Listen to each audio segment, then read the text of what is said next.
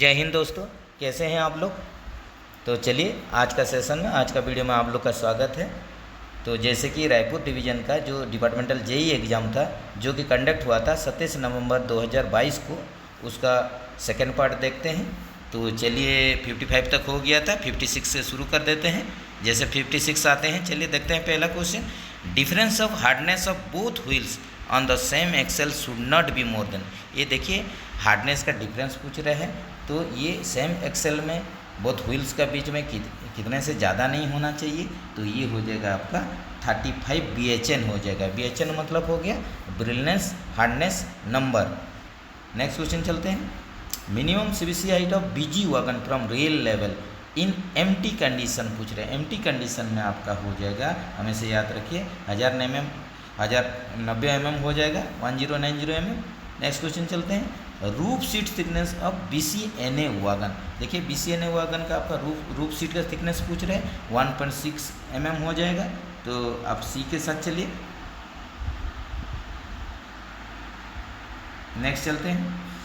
The ICF buffer plunger is made. देखिए buffer का plunger जो होता है ICF कुछ का, ये हो जाता है कास्ट सील से तैयार, कास्ट सील हो जाएगा। चलिए नेक्स्ट चलते हैं। Wheel base of casnub of bogie 2000 mm हो जाएगा। Next, which type of grease is used in roller bearing ICF को। देखिए ICF को जो रहता है रोलर बियरिंग में जो भी ग्रीस यूज होता है वो लिथियम बेस ग्रीस होता है। तो बी के साथ चलिए। नेक्स्ट क्वेश्चन चलते हैं। Testing of alarm chain is done है डेज kg वेट। ये देखिए 10 kg, 7 से 10 kg के बीच में वेट दे के जो SCP का टेस्टिंग किया जाता है। तो ये हो जाएगा बी के साथ चलिए 10 kg। नेक्स्ट चलते हैं। DCP type fire extinguisher is suitable to extend which. ये देखिए जो DCP dry chemical powder type आपका एक्सटेंसर होता है, अग्निशामक यंत्र होता है, ये क्या होता है हर किसी प्रकार का आपका फायर को बुझाने के लिए काम होता है। तो ये हो जाएगा ऑल हो जाएगा। नेक्स्ट चलते हैं। Greasing of equalising stay rod is done. देखिए जो इक्विलाइजिंग स्टेरॉयड का ग्रीजिंग होता है ये बी शेड्यूल में होता है, 3 मंथ ±7 डेज, ऐसे कुछ का है। नेक्स्ट चलते हैं। कंडमिंग हाइट ऑफ इलेक्ट्रोमेरिक पैड, नया में 46 mm रहता है, कंडमिंग 42 mm में होता है। बी के साथ चलिए। In BOXN HL wagon APM sensor movement from initial position to bogie side frame from top in empty condition. देखिए आपका बॉक्सन HL वैगन में जो APM automatic pressure modification device होता है उसका मूवमेंट पूछ रहा है आपका। ये देखिए एम्प्टी कंडीशन में, तो आप लोग का एम्प्टी कंडीशन में देख लीजिए ये हो जाएगा आपका 96 ±1 mm हो जाएगा। बी के साथ चलिए। नेक्स्ट क्वेश्चन चलते हैं। Day 7 packing piece is use in casnub of bogie to adjust CBC height. देखिए यहाँ पर 12 और 37 mm का यूज होता है, तो 12 तो है नहीं, इसका मतलब आपका 37 mm हो जाएगा। ए के साथ चलिए।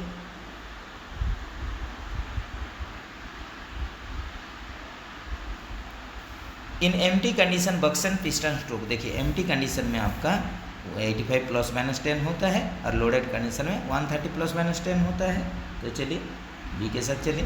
Track gauge distance on straight track is day 7। देखिए आपका ट्रैक गेज पूछ रहा है, ये हो जाएगा आपका 1676 ±6 टॉलरेंस है, 1676 ±6 हो जाएगा, याद रखिए। नेक्स्ट चलते हैं। What is the wear limit of pedestal job in casnub 22 NLB bogie. देखिए ये बड़ा वेयर लिमिट कितना होता है पेडेस्टल जॉब में, केसनफ 22 NLB जो बोगी रहता है, ये हो जाएगा आपका 4 mm हो जाएगा। तो ये चलिए 70 का आपका ए के साथ चलिए। नेक्स्ट चलते हैं। Centre pivot of casnub bogie is made of. देखिए सेंटर पिवट जो रहता है कैसनफ बोगी का, ये कौन सा मेटल से तैयार होता है, ये याद रखिए आप लोग, ये हो जाएगा आपका कास्ट स्टील हो जाएगा। नेक्स्ट चलते हैं। What is the कंडमिंग size of PU CCSB। देखिए PU जो पॉलीयूरेथीन कॉन्टैक्ट टाइप साइड बियरर होता है, CCSB constant contact side bearer, PU पॉलीयूरेथीन, ये जो केसनफ 22 HS में लगता है, तो उसका कंडमिंग साइज पूछ रहा है। तो ये आपका हो जाएगा कंडमिंग साइज हो जाएगा, सॉरी फ्रेंड्स,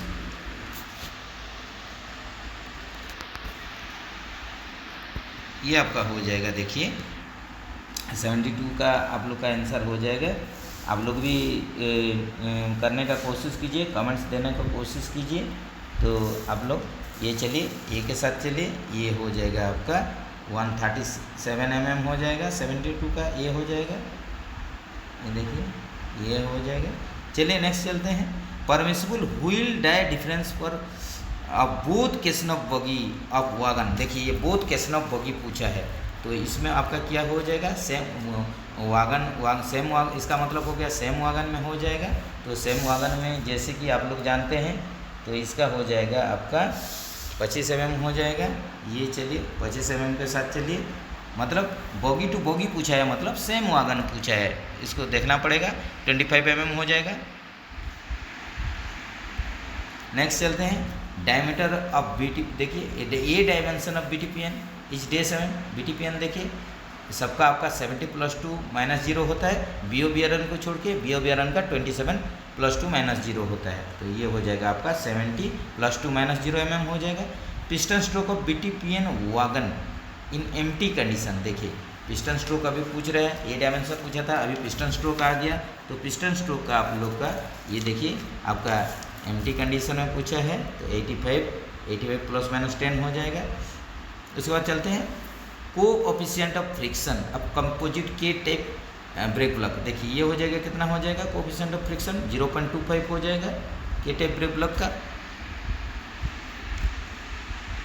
कैपेसिटी व control reservoir of passenger coaches, ये देखिए ये हो जाएगा आपका 6 लीटर, जो कि कन्वेंशनल में 9 लीटर का होता है। Automatic twist lock use in BLC wagon. देखिए BLC वागन में आपका 8 का मात्रा में ही ATL रहता है, ऑटोमेटिक ट्विस्ट लॉक।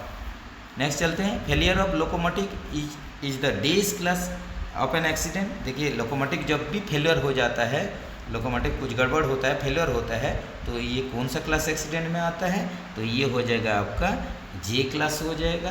ए के साथ चलिए। एच पर accident manual accident are classified in 16 category A to R। देखिए जो भी एक्सीडेंट मैनुअल में एक्सीडेंट है, इसको क्लासिफाई किया गया है 16 कैटेगरी में, A to R है। इसमें किस किस को नहीं लिया गया, एक्सक्लूडिंग I and O। याद रखिए I और O क्लास का कोई भी एक्सीडेंट नहीं है। Working pressure of BTPN wagon safety valve. देखिए वर्किंग प्रेशर जो BTPN वागन का सेफ्टी वाल्व होता है, उसका कितना होता है 1.4 kg/cm² होता है। नेक्स्ट चलते हैं। Track gauge is measure 10 mm below rail top. देखिए जो रेल रहता है, रेल टॉप का 13 mm नीचे ही आपका ट्रैक गेज का मापा जाता है, तो 13 mm हो जाएगा।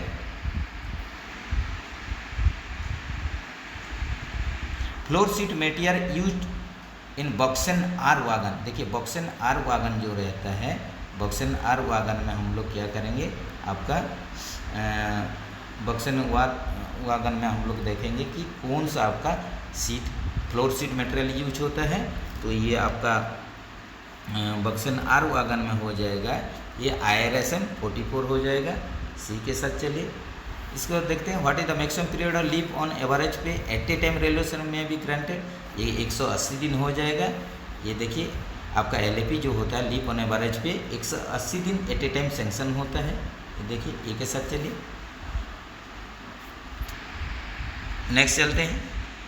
What is the maximum limit of leave not due that may be granted to a permanent railway servant during entire service period. देखिए पूरा एंटायर सर्विस पीरियड में आपको जो लीव नॉट ड्यू जो होता है कितना सेंक्शन हो सकता है, ये आपका हो जाएगा 360 दिन हो जाएगा। ए के साथ चलिए। Leave not due. नेक्स्ट चलते हैं। Reduction to a lower stage at a time scale pay for a period not exceeding 3 years without cumulative effect and not adversely effect his pension. ये देखिए पूछ रहे हैं कि आपका जो भी आपका स्केल ऑफ पे जो आपका 3 साल के लिए आपका जो घट जाएगा विदाउट क्यूमुलेटिव, जहाँ पर विदाउट क्यूमुलेटिव इफेक्ट हो जाता है और ये हो जाता है आपका माइनर पेनल्टी हो जाएगा, लेकिन आपका क्यूमुलेटिव इफेक्ट रहेगा तो वो हो जाएगा मेजर पेनल्टी। तो ये चलिए बी के साथ चलिए। नेक्स्ट चलते हैं। Which stand up use for issuance of major penalty chargesheet. देखिए मेजर पेनल्टी चार्जशीट जो आता है SF5 माइनर SF11 होता है।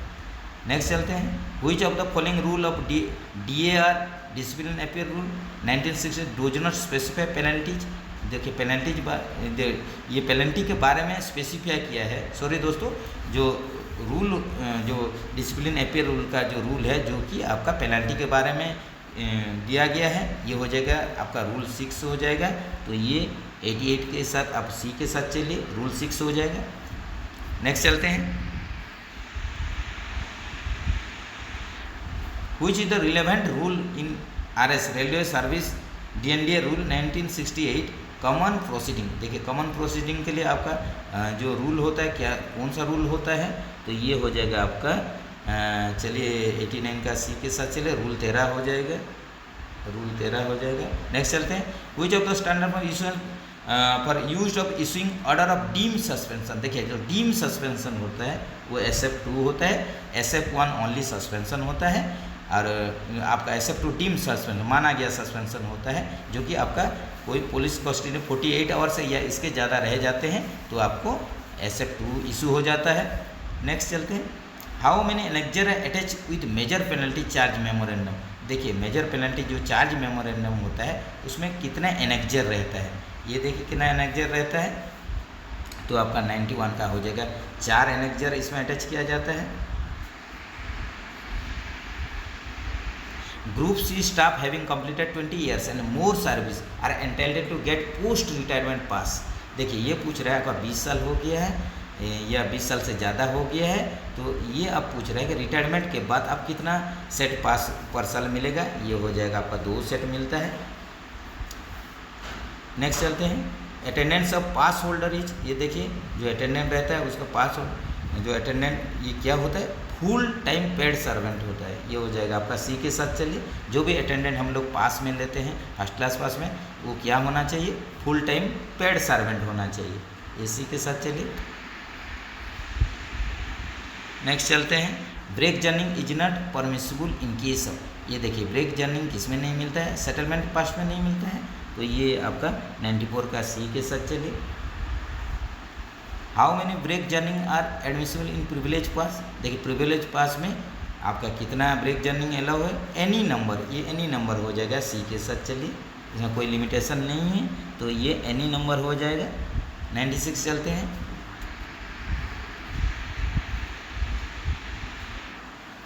ये देखिए एक्स पार्टी 1 इंक्वायरी पूछ रहा है, मे बी हेल्ड व्हेन। ये देखिए आपका भी एक्स पार्टी इंक्वायरी कब होता है, जब CO डोज नॉट अपियर, जब CO नहीं रहता है कंट्रोलिंग ऑफिसर, उस टाइम एक्स पार्टी इंक्वायरी होता है, तो ये चलिए एक के साथ चलिए। नेक्स्ट चलते हैं, a female railway employ can granted CCL with full pay up to डेस्टी।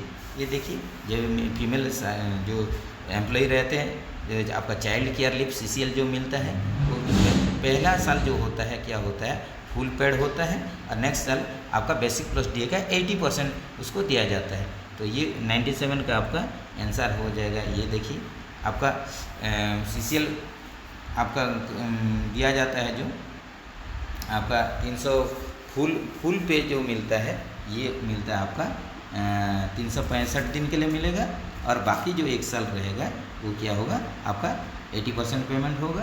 तो ये चलिए फुल पे अप टू कितना हो जाएगा, 365 डेज हो जाएगा। नेक्स्ट चलते हैं, when a railway employ paid under suspension but only minor penalty is impose the treatment of the suspension period is. ये देखिए जब भी कोई रेलवे सर्वेंट सस्पेंशन में रहता है और उसको ओनली माइनर पेनल्टी इम्पोज होता है, तो इसको हम लोग किस में काउंट करते हैं, उसको ड्यूटी में काउंट करते हैं, तो आप लोग का 98 का C हो जाएगा।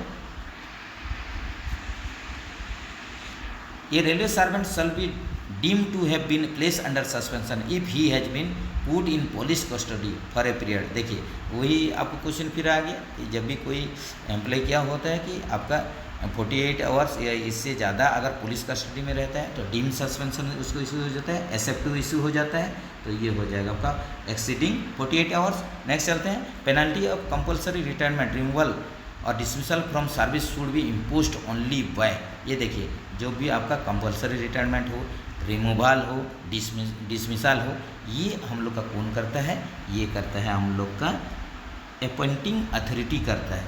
ये सी के साथ चलिए। नेक्स्ट चलते हैं, राजभाषा से क्वेश्चन आ गया। देखिए, संघ की भाषा का उल्लेख संविधान के किस अध्याय में किया गया है? ये देखिए, आपका संघ की जो भाषा का उल्लेख संविधान के किस अध्याय में किया गया है, कौन सा चैप्टर में किया गया है? तो ये आपका हो जाएगा अध्याय 1 में किया गया है, चैप्टर 1 हो जाएगा। नेक्स्ट चलते हैं, संघ की राजभाषा के बारे में भारत के संविधान के किस अनुच्छेद में उल्लेख है? आर्टिकल कितना में उल्लेख है संघ का राजभाषा के बारे में? ये तो ये आपका हो जाएगा, ये देखिए आर्टिकल 343 में आपका इसका उल्लेख है। डी के साथ चलिए। एक राज्य और दूसरे राज्य के बीच में या किसी राज्य और संघ के बीच में पत्रादि भाषा के बारे में भारत के संविधान के किस अनुच्छेद में उल्लेख किया गया? जो भी हम लोग लेटर देंगे पत्र में जो होगा राज्य आपका एक स्टेट से दूसरा स्टेट, तो ये सब जो होगा तो भारत के संविधान के किस अनुच्छेद में उल्लेख है? ये देखिए आपका आर्टिकल कितना हो जाएगा? आर्टिकल हो जाएगा आपका 346 हो जाएगा। ये के साथ चलिए। नेक्स्ट चलते हैं, हिंदी भाषा का विकास के लिए निर्देश का उल्लेख भारत के संविधान के किस अनुच्छेद में? देखिए, हिंदी भाषा का विकास के लिए आपका हिंदी भाषा का डेवलपमेंट के लिए कौन सा आर्टिकल में लिखा गया है? ये देखिए आप लोग का 104 का आपका हो जाएगा, 351 हो जाएगा। सी के साथ चलिए। नेक्स्ट चलते हैं, व्हिच सब committee of parliamentary official language committee inspect railway officers? संसदीय राजभाषा समिति की कौन सी उप समिति जो है अब रेल कार्यालयों का निरीक्षण करती है? तो ये आपका हो जाएगा 105 का हो जाएगा, ये हो जाएगा दूसरी उप समिति, सेकंड सब कमिटी हो जाएगा। तो ये के साथ चलिए। संसदीय राजभाषा समिति में कितने सदस्य होते हैं? ये देखिए आपका 30 टोटल 30 सदस्य होते हैं। राजभाषा से आपका 10, लोकसभा से आपका 20 होते हैं।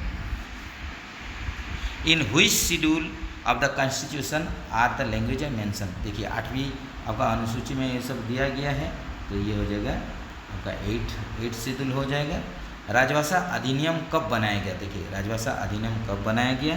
ये 1963 हो जाएगा। सी के साथ चलिए।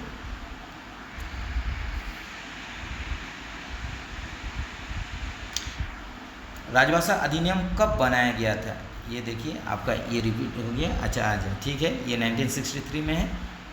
चलिए नेक्स्ट चलते हैं, अंडमान और निकोबार द्वीप समूह राजभाषा प्रयोग के प्रचार के लिए वर्गीकृत किस क्षेत्र में आता है? अंडमान निकोबार कौन सा रीजन में आता है? ये रीजन में आता है। लास्ट क्वेश्चन चलते हैं, देखिए राजभाषा अधिनियम की किस धारा के अधीन 14 दस्तावेज को हिंदी और अंग्रेजी दोनों भाषा में अनिवार्य रूप से तैयार किया जाना चाहिए, ये निष्पादित किया जाना है? तो ये हो जाएगा आपका 110 का। पूछ रहे हैं under which section of the official language 14 documents are compulsory prepared?